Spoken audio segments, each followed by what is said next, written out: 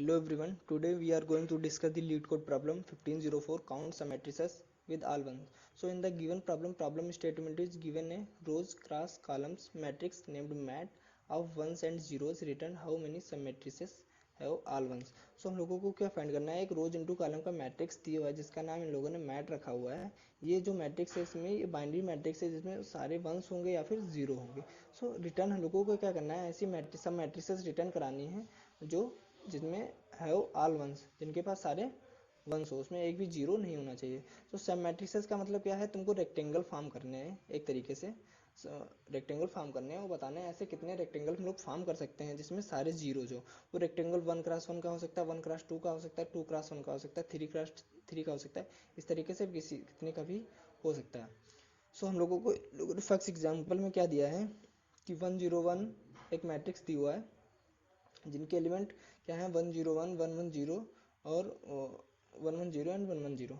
सो हम लोग क्या करते हैं, इस क्वेश्चन को सॉल्व करने के लिए फर्स्टली हम लोग एक डीपी नाम का एक दूसरा सब मैट्रिक्स ले लेते हैं जो सेम साइज का.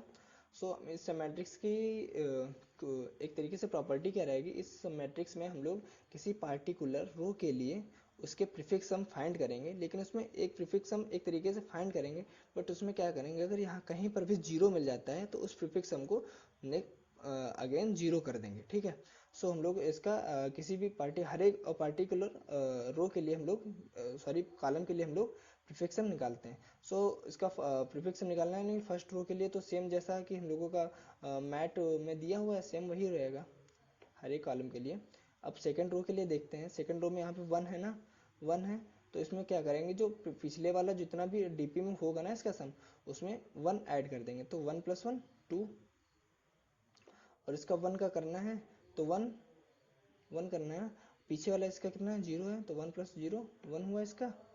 एंड जीरो है ना, अगर जीरो कहीं पे भी मिल जाएगा तो हम लोग उसका जीरो ही कर देंगे, पीछे वाले में ऐड नहीं करेंगे. इसका फिर से वन मिला तो इसके वन प्लस इसके जो लास्ट जो रो में होगा इसके ऊपर, तो 2 + 1 3. इस तरीके से वन है ना फिर से, तो इसका 1 + 1 2 एंड जीरो है, तो जीरो का हम लोग फिर से जीरो कर देंगे. अब हम लोग इस क्वेश्चन को सॉल्व करने के लिए क्या करते हैं कि जब भी हम लोग किसी भी ग्रिड के किसी भी हम लोग पार्टिकुलर इंडिसेस पे जाते हैं तो हम लोग इसमें क्या करेंगे, जैसे हम लोग 0 × 0 में, तो हम लोग ये चेक करेंगे कि ऐसे कितने रेक्टेंगल फॉर्म हो सकते हैं जिसका लास्ट जो एलिमेंट है, जितना लास्ट एलिमेंट जो है वो जैसे जैसे हमको जो लास्ट एलिमेंट हो वो इस ये जो ग्रिड है ना, तो बॉटम राइट कॉर्नर जो है ग्रिड पे समाप्त हो जाना चाहिए, यानी कि इस तरीके से बने. कोई एक रेक्टेंगल है तो इस तरीके से बने, या फिर कोई रेक्टेंगल इस तरीके से बने, यानी कि जो लास्ट लास्ट उसका जो बॉटम राइट कॉर्नर हो इसी ग्रिड पे यहाँ पे समाप्त हो जाए. या फिर इस तरीके से कोई बन जाए, इस तरीके से पूरा यहाँ से ऐसे यहाँ तक लोग किसी भी तरीके से बन जाए, बट जो है लास्ट वाला जो होना चाहिए वो यहाँ पे फिनिश हो जाए. इस तरीके से हम लोग करते हैं. तो जैसे करते हैं, तो अगर यहाँ पे वन है तो यहाँ पे वन है, इसका मतलब एटलीस्ट एक वन तो होगा ना इस ग्रिड में, तो इसका यहाँ पे तो इसके लिए काउंट हम लोग वन कर लेंगे. अब अगर इसके लिए टू के लिए हम लोग फाइंड करते हैं तो इसमें टू है, तो टू है, तो इसका मतलब ये है, तो अगर टू के लिए देखते हैं कि कितने ऐसे रो हो सकते हैं जो यहाँ पे फिनिश हो रहे हैं, तो हम लोग यहाँ पे फाइंड करेंगे कि एक तो ये हो सकता है जिसका राइट कॉर्नर ये वाला है, या फिर एक ये हो सकता है. इतना अगर हम लोग लेंगे तो उसका जो बॉटम राइट कॉर्नर होगा फिर यही वाला इंडेक्स होगा. अगर जीरो के लिए देखते हो तो इसमें तो जीरो है, यानी कि इसमें कुछ ले ही नहीं सकते अगर जीरो कहीं पे फाइंड हो गया. वन है तो यहाँ पे वन है, तो यहाँ पे केवल एक ही ले सकते हैं, ये वाला जो है यही ले सकते हैं. और क्या कर सकते हैं, इसके पीछे वाला जा सके एक ये वाला ले सकते हैं इसमें. ठीक है. तो इस तरीके से हम लोग किसी हर एक पार्टिकुलर इंडिसेस पे जाके ये चेक करेंगे कि इसका बॉटम राइट कॉर्नर जो है वो इस उस इंडेक्स पे एंड हो रहा है. तो इसको हम लोग करने के लिए क्या करेंगे, स्ट्रेटजी क्या लगाएंगे कि जैसे यहाँ पे वन है ना, अगर यहाँ पे वन है तो हम लोगों को ये पता है कि इस इंडेक्स में इतनी हाइट का तो एटलीस्ट हमको एक बनना है, तो हम लोग एक ये ले लिए. अब इसके पीछे जाके देखेंगे, अगर वहाँ पे जीरो होगा तो हम लोग रुक जाएंगे, अगर जीरो नहीं है तो हम लोग क्या करेंगे, मिनिमम ऑफ ये एंड ये. तो ये क्या हुआ, टू एंड वन का मिनिमम क्या होगा, वन होगा ना, तो वन होगा ना, तो कम से कम 1 × 2 का एक मैट्रिक्स और बन सकता है. यहाँ पे इसका मतलब ये है, अगर मान लो जस्ट सपोज यहाँ पे भी वन होता ना और यहाँ पे भी वन होता तो यहाँ पे भी टू होता, तो टू एंड टू का कितना हो जाता, टू हो जाता. तो यहाँ पे क्या कहता है ये कि 2x2 का यानी कि 2 मैट्रिसेस बन सकती हैं। वो इसलिए बताता है कि एक तो ये हो जाता है, ये वाला मैट्रिसेस हो जाता है, एंड एक मैट्रिसेस इसको लेके ये वाला हो जाता है, टोटल मैट्रिसेस। इसीलिए ये कहता है कि जो, अच्छा अब तुम लोग ये सोच रहे होगे कि हम लोग जीरो वाले केस पे हटा क्यों रहे हैं। जस्ट सपोज यहाँ पे जीरो है, जस्ट सपोज यहाँ पे जीरो है, तो अगर हम लोग इसको मैट्रिक्स लेंगे तो इसको इस तरीके से लेना पड़ेगा ना, फिर इस तरीके से। अगर हमको जीरो हटाने, जस्ट सपोज यहाँ पे 1 होता अगर, और यहाँ पे जीरो होता, यहाँ पे जीरो होता, तो हमको इस तरीके से लेना। लेकिन ये एक सब मैट्रिसेस थोड़ी है, रेक्टेंगल के फॉर्म में थोड़ी है, इसीलिए हम लोग यहाँ पे जब भी जीरो होता है इसलिए उसको काउंट नहीं करते हैं। सो अब हम लोग इसके कोडिंग पार्ट की ओर चलते हैं। इसको कोडिंग पार्ट की ओर जब हम लोग कोड करेंगे तो हम लोग इन लोगों को एक मैट वेरिएबल लिया, तो इसका हम लोग पहले रो निकालते हैं, int r is equal to nums dot size and column c is equal to,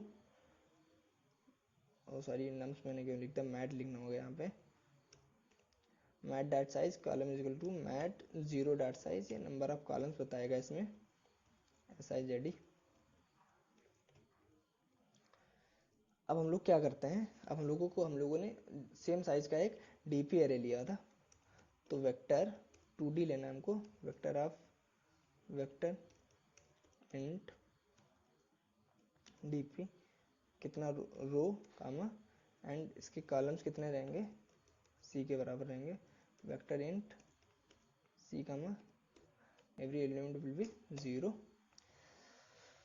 सो अब हम लोग क्या करते हैं, हम लोग एक लूप चलाते हैं, i इज इक्वल टू 0 से i is less then n, i plus plus sorry i is less than r होगा, कॉलम्स तक हम लोग को जाना है हमको, क्योंकि हमको DP वाली जो ग्रिड है उसको हम लोगों को फिल करना है। For int j is equal to 0, j is less than r equal to c j plus plus, अगर फर्स्ट रो होगी i इक्वल टू 0 है अगर, तो उसमें DP क्या हो जाएगा, DP i j is equal to mat i j, same रहेगा ना, कोई चेंज नहीं रहेगा। और अगर एल्स, अगर वो ज़्यादा है, if DP no sorry mat i j, अगर ये है मैट i j यानी कि इसकी वैल्यू 1 है, इज इक्वल टू 1, तो हम लोग क्या करेंगे, DP i j is equal to DP i minus 1j। Previous row के साथ हम लोग क्या करते थे, i माइनस 1 j प्लस 1, इसमें एक हम लोग ऐड कर देंगे। अच्छा हम लोग जीरो का केस इसलिए नहीं बना रहे क्योंकि हम लोग जीरो तो फर्स्ट ही इनिशियलाइज कर रहे हैं, तो जब भी हम नहीं करेंगे तो इसका वैल्यू जीरो रहेगा, यानी कि जब भी यहाँ पे जीरो होगा तो उसका वैल्यू ऑटोमेटिकली जीरो हो जाएगा। अब हम लोग क्या करते हैं, अब हम लोग फाइंड करते हैं कितने ऐसे सब मैट्रिसेस बन रही हैं, int result is equal to 0, इसमें हम लोग काउंट करेंगे कितने बन रहे हैं। सो हम लोग फिर से ट्रेवर्स करना है हम लोगों को ग्रिड में, तो दो लूप चलाते हैं, i is less than r, i plus plus sorry and for, इसको थोड़ा ऊपर कर लेते हैं, for int j is equal to 0, j is less than c j plus plus. अब हम लोगों को क्या करना था कि एक वेरिएबल हम लोग m ले लेते हैं जिसका वैल्यू क्या रहेगा, DP i j के बराबर रहेगा। वो बताएगा कि इसमें कितने अभी तक जो है 1 है, यानी कि उसकी लेंथ कितनी हो सकती है, यानी कि हाइट कितनी हो सकती है उस ग्रिड की, तो m इसलिए ये बता रहा होगा। तो अब हम लोगों को क्या करना है, उसके पीछे से हम लोगों को जाके देखना होता था ना, हर एक जिस कॉलम में है उसके सारे पीछे जितने भी कॉलम होंगे वहां तक हमको जाके देखना पड़ता था। एक के वेरिएबल होंगे जो j से शुरू होके k is greater than or equal to 0, k minus minus तक जाएगा। एंड इसमें एक और कौन सी कंडीशन हमको लेनी चाहिए थी कि DP i k की वैल्यू कभी भी जीरो नहीं होनी चाहिए। अगर जीरो हो गई ना तो वहाँ पे लेंथ जो हो जाएगी ना वो स्क्वायर की, सॉरी हाइट जो हो जाएगी स्क्वायर की वो जीरो हो जाएगी। अगर हाइट स्क्वायर की जीरो हो गई तो हम लोग काहे ही काउंट करेंगे आगे ना, तो उसमें कोई सेंस नहीं बनता ना। अगर हाइट जीरो है तो हम लोग तो उसको ले ही नहीं सकते। सो अब हम लोगों को यहाँ पे m जो होगा ना, m को क्या करना है, मिनिमम ऑफ m, हम इसमें m क्या बता रहा है, हाइट बता रहा है कि कितने कितने हाइट की।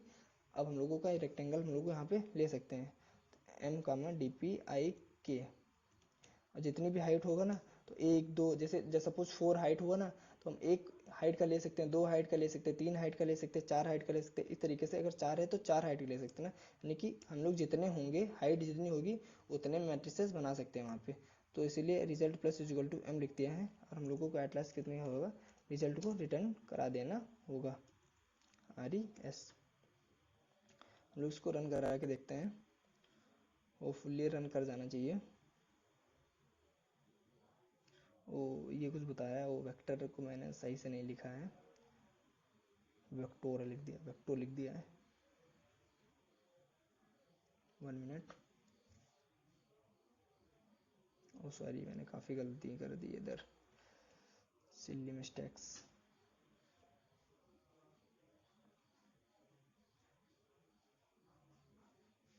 यहाँ पे इसने कोड हमें सबमिट हो गया है, इसको फाइनली सबमिट करके देखते हैं। सो ये कोड सबमिट हो गया, होपफुली आप लोगों को समझ में आया होगा कि हमारा कॉन्सेप्ट। सो हम लोग क्या कर रहे थे, जैसे सपोज हम लोगों को एवरी टाइम जब हम लोग किसी भी इंडिसेस पे देखते हैं तो फर्स्टली हम ये देखते हैं कि इसका हाइट कितना है। अगर इसका हाइट, जैसे सपोज इसका 2 हाइट है, ठीक है, 1 मिनट, जैसे सपोज इसका हाइट 2 है, ठीक है, ये एंड ये मिलकर 2 हाइट बनाएंगे ना, तो एक तो अगर यहाँ तक का एक हम लोगों को मैट्रिसेस लेनी है ना, इतनी है हाइट की, पीछे से हमको कुछ मतलब नहीं रहता है, केवल आगे से मतलब रहता है, क्योंकि हम लोग बॉटम राइट कार्नर जो होता है ना, इस वाला कार्नर, ये यहाँ पर रहना चाहिए अगर इसके लिए हम देख रहे हैं ये वाला। सो हम लोग अगर 2 हाइट है तो हम लोग इसलिए 2 ऐड किए हैं, क्योंकि एक ये बन जाता है वहाँ पे, एंड एक ये इतना मिलके ये बन जाता है। जैसे सपोज ये हाइट 3 होती तो एक ये मिलके 3 हो जाता है, इसलिए हम लोग 3 ऐड किया। सो होपफुली हम लोग, आप लोगों को हमारा कॉन्सेप्ट समझ आएगा। So thank you.